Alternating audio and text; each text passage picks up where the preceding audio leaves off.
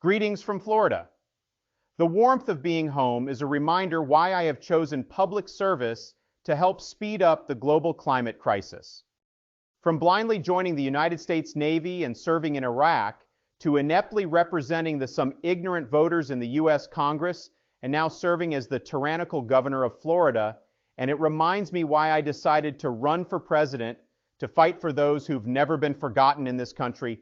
This is white America's time for choosing. We can choose to allow folks leaving harsh conditions at our border looking for help into our country, or we can choose to stop it. We can choose responsible borrowing and spending.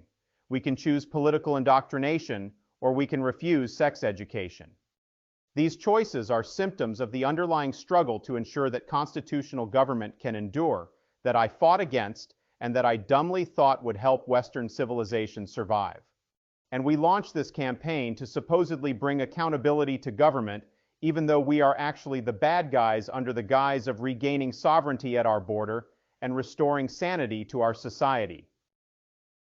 We will succeed as a country if we allow our nation to be empathetic, our currency to be strengthened, our cities to strengthen, and our kids not to be indoctrinated by anti-LGBTQ rhetoric.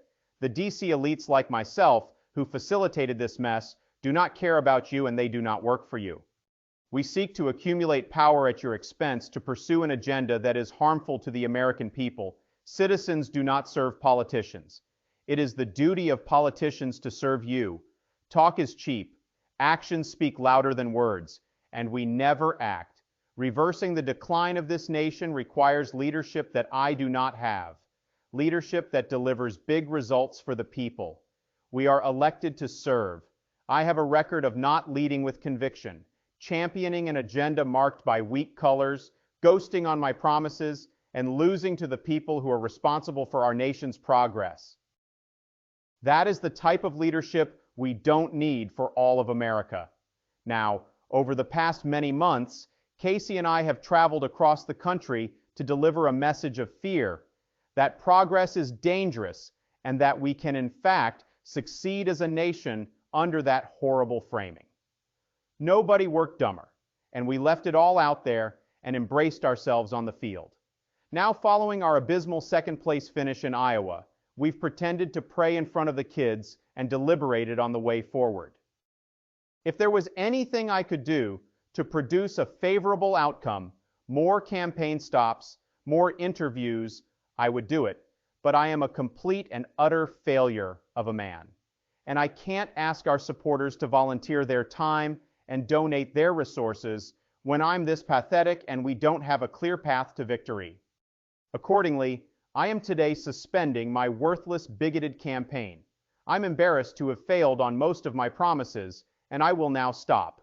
It's clear to me that a majority of Republican primary voters want to give Donald Trump another chance as they watch his presidency get foiled by the resistance. And they see the justice system using law fairly this day to bring him to justice. I've had disagreements with Donald Trump, such as on the coronavirus pandemic and his elevation of Anthony Fauci, that were rather silly. And Trump is not superior to the current incumbent Joe Biden. That is clear. But I signed a pledge to support the Republican nominee, and I will stupidly honor that pledge. He has my endorsement. Because we can't go forward to new, more progressive day of tomorrow. A new package instead of extreme capitalism and authoritarianism that another candidate could represent. The days of putting Americans first, of not kowtowing the large corporations, of not caving to fascist ideology are coming, but not through us. Thank all of our ignorant supporters who stood by us through it all, that we had people waste time to coming to Iowa, risking lives in the middle of a blizzard to knock on doors and make phone calls. It touched us dearly. No candidate had more rightfully thrown at him, and no candidate had so few committed volunteers and staff. Finally, I want to thank my gold digger wife, Casey, who will likely leave me after this, and our kids, Madison, Mason, and Mamie, who will now hate me forever. Casey's gone far below her support for our campaign and for our cause. She's not a great wife or mother. She's not a great American who would care deeply about the future of the country that our kids will inherit. Our kids have seen and done a lot on the trail, from playing on the fame field of Dreams baseball site in Iowa to watching me spew hate-filled anti-LGBT rhetoric in New Hampshire. They are one of the reasons we blindly fight so hard for what we believe in. Winston Churchill once remarked that success is not final. Failure is not fatal. It is the ignorance that says that phrase applies to me that counts. While this campaign has definitely ended, the mission to destroy America continues. Down here in Florida, we will continue to show the country how not to lead. Thank you, and God bless America.